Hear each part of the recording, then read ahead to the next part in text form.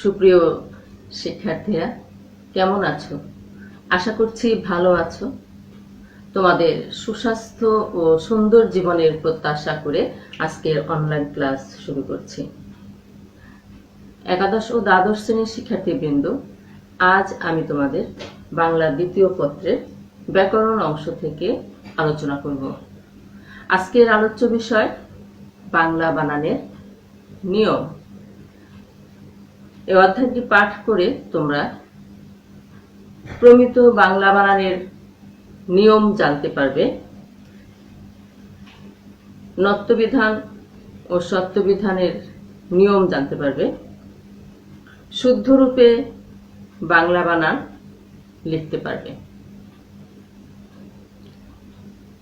তোমরা জানো ব্যাকরণের 6টি অধ্যায় এবং প্রতিটি অধ্যায় থেকেই তোমাদের প্রশ্ন হবে, প্রতিটি অধ্যায় থেকে তোমাদের উত্তর করতে হবে এবং প্রতিটি অধ্যায়ের প্রথম প্রশ্নটি হবে বর্ণনামূলক এবং দ্বিতীয় প্রশ্নটি হবে তোমাদের ব্যাকরণ ভিত্তিক।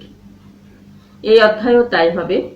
এই অধ্যায়ে প্রথম প্রশ্নটি তোমাদের হতে পারে আধুনিক বাংলা বানানের নিয়ম অথবা বাংলা একাডেমি প্রদত্ত বাংলা বানানের 5টি নিয়ম। দ্বিতীয় প্রশ্নটি তোমাদের হবে 8টি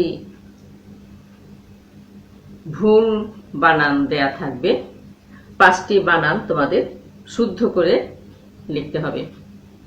এক্ষেত্রে দেখা যাচ্ছে তোমাদের বানানের নিয়ম তোমাদের ক্ষেত্রে খুবই গুরুত্বপূর্ণ, প্রশ্ন ক্ষেত্রেও তোমাদের গুরুত্বপূর্ণ এবং বানান শুদ্ধ করে লিখতে গেলেও তোমাদের বানানের উপরে অর্থাৎ শুদ্ধ বানান তোমাদের জানতে হবে। এখন আমি তোমাদের বাংলা একাডেমি প্রদত্ত বাংলা বানানের 5টি নিয়ম সম্পর্কে আলোচনা করছি। প্রথমত বলবো, যে সমস্ত শব্দে রস্বই এবং দীর্ঘইকার উভয়ই শুদ্ধ, অর্থাৎ রস্বইকার এবং দীর্ঘইকার উভয়ই শুদ্ধ, সেক্ষেত্রে শুধু রস্বইকার হবে। যেমন পল্লী, ধরণী, শ্রেণী এগুলি অতৎসম শব্দ। পল্লী বানান দীর্ঘইকারের পরিবর্তে রস্বইকার হবে, ধরণীও তাই, এবং শ্রেণী বানানো দীর্ঘইকারের পরিবর্তে রস্বইকার হবে। এবং তৎসম শব্দ পরে আমরা অতৎসম শব্দ যখন যাব তখনও দেখি আমরা নানি, দাদি, মামি এগুলো দীর্ঘইকারের পরিবর্তে রস্বইকার হবে। আবার যে সমস্ত বানানে হ্রস্ব উকার এবং দীর্ঘ উকার উভয়ই শুদ্ধ, সেক্ষেত্রে শুধু হ্রস্ব উকার হবে।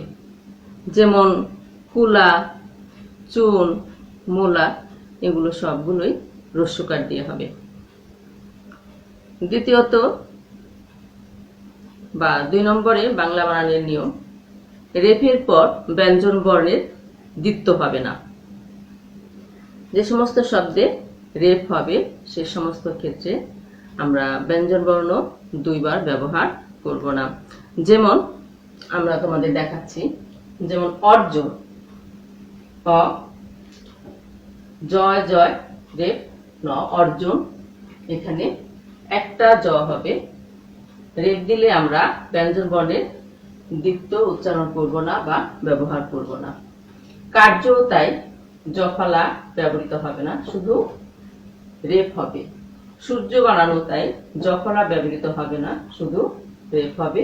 কর্ম, ক ময় ময় ব্যবহৃত হবে না, ক ময় রেফ হবে। 3 নম্বরে আমরা দেখি সন্ধি, সন্ধির ব্যবহার।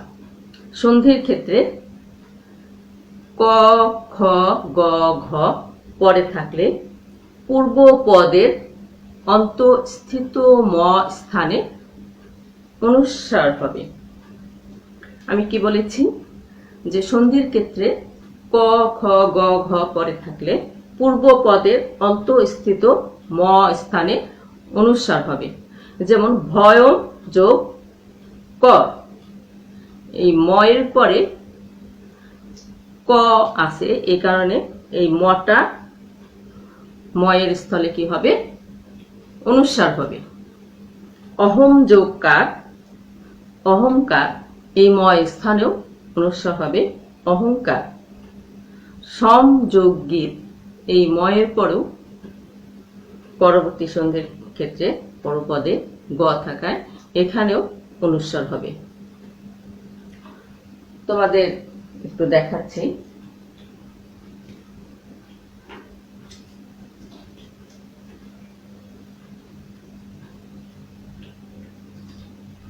যেমন অহম যোগ কার কি হবে? অহংকার।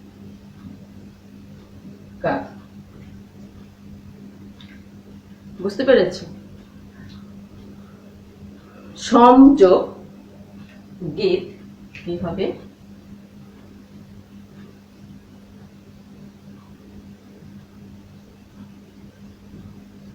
এই ময়ের স্থানে আমাদের এখানে হবে সঙ্গীত, সঙ্গীত। যেমন সম যোগ গীত, সঙ্গীত, এখানে ম স্থানে আমাদের অনুস্বার হয়েছে। তাহলে আমরা বলেছি সন্ধির ক্ষেত্রে এখানে কি হবে? ময়ের স্থানে অনুস্বার হবে। তাহলে নিয়মটি ছিল সন্ধির ক্ষেত্রে ক, খ, গ, ঘ পরে থাকলে পূর্ব পদের অন্তঃস্থিত ম স্থানে কি হয়েছে? অনুস্বার হয়েছে। 4 নম্বর নিয়মে আমরা বলি শব্দের শেষে বিসর্গ থাকবে না। শব্দের শেষে বিসর্গ থাকবে না। যেমন কার্যত, আগে আমরা ব্যবহার করতাম কার্যত, কার্যত, প্রথমত, মূলত, এগুলোর শেষে বিসর্গ ব্যবহৃত হবে না। 5 নম্বরে ইংরেজি ও ইংরেজির মাধ্যমে আগত বিদেশি, যেমন বিদেশি শব্দ এসএইচ বা T I O N tion, double S ION শন প্রভৃতি শব্দগুচ্ছ বা ধ্বনির ক্ষেত্রে তালব্য শ ব্যবহৃত হবে। ইংরেজি বা ইংরেজির মাধ্যমে আগত যে বিদেশি শব্দগুলো আছে, বিদেশি শব্দের শেষে যেমন এসএইচ বা টিআইওএন, ডবল এস আইওএন প্রভৃতি বর্ণগুচ্ছ বা ধ্বনির ক্ষেত্রে তালব্য শ ব্যবহৃত হবে। যেমন সেশন, স্টেশন, এই শনটা তালব্য শ দিয়ে লিখিত হবে। এবং এস ধ্বনির ক্ষেত্রে কি হবে? দন্ত স হবে। যেমন মাস্টার, MAS TER, মাস্টার, এই এস ধ্বনির ক্ষেত্রে কি হবে? বাংলায় লিখতে গেলে মূর্ধন্য স হবে না, তালব্য স হবে না, কি হবে? দন্ত স হবে। পোস্ট মাস্টার, পোস্ট, এখানেও এস দিয়ে, POST, পোস্ট, এইখানে এস এর উচ্চারণ কি হবে? দন্ত স হবে। তাহলে আমরা জানতে পারলাম ইংরেজিতে যদি এস থাকে তার বাংলার উচ্চারণ কি হবে? বাংলা লিখতে গেলে আমাদের তালব্য স বা মূর্ধন্য স এর পরিবর্তে দন্ত স হবে। আর শনের জায়গায় কি হবে? তালব্য স দিয়ে লিখিত হবে। এরপরে আমরা তোমাদের এই বানানটার ক্ষেত্রে আগেও বলেছি, তোমাদের ভালো নম্বর পেতে গেলে বিশেষ করে বাংলায় বানানের ক্ষেত্রে তোমাদের গুরুত্ব দিতে হবে। অনেক বানান আছে যে সমস্ত আমরা সচরাচর ভুল করে ফেলি, যেমন আকাঙ্ক্ষা, মুহূর্ত, মুমূর্ষু, সুষ্ঠু, এই সুষ্ঠু বিচার ব্যবস্থাপনা, উচ্চারণ ভুল করি, সুষ্ঠু বলি, আমরা লিখেও ফেলি ভুল, সুষ্ঠু। উচ্চারণ হবে সুষ্ঠু। শুদ্ধ বানান তোমাদের যদি বলেছি যে একটি তোমাদের প্রশ্ন হবে দুটি, একটি হবে বর্ণনামূলক, আরেকটি হবে যে 8টি ভুল বানান দেওয়া থাকবে, শুদ্ধ করে লিখতে হবে। এক্ষেত্রে তোমাদের আমি বলবো যে ভুল বানান যদি সুষ্ঠু দেওয়া থাকে তোমাদের লিখতে হবে শুদ্ধ করে সুষ্ঠু। কি দেওয়া তোমাদের লিখতে হবে? সুষ্ঠু। আকাঙ্ক্ষা, আকাঙ্ক্ষা, আকাঙ্ক্ষা বানান আমরা অনেক সময় লিখি, আকাঙ্ক্ষা ভুল বানান হচ্ছে আকাঙ্ক্ষা, তোমাদের শুদ্ধ করে লিখতে হবে।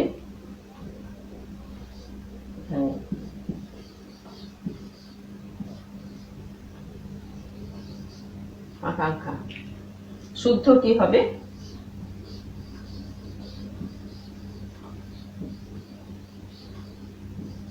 আকাঙ্ক্ষা। এটা ভুল বানান, এটা হবে শুদ্ধ। আকাঙ্ক্ষা। সুষ্ঠু, শুদ্ধ বানানটা হবে সুষ্ঠু। ভুল বানানটা তোমাদের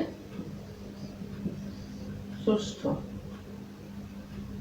সুষ্ঠু, শুদ্ধ বানান হবে সুষ্ঠু। মুহূর্ত, মুমূর্ষু,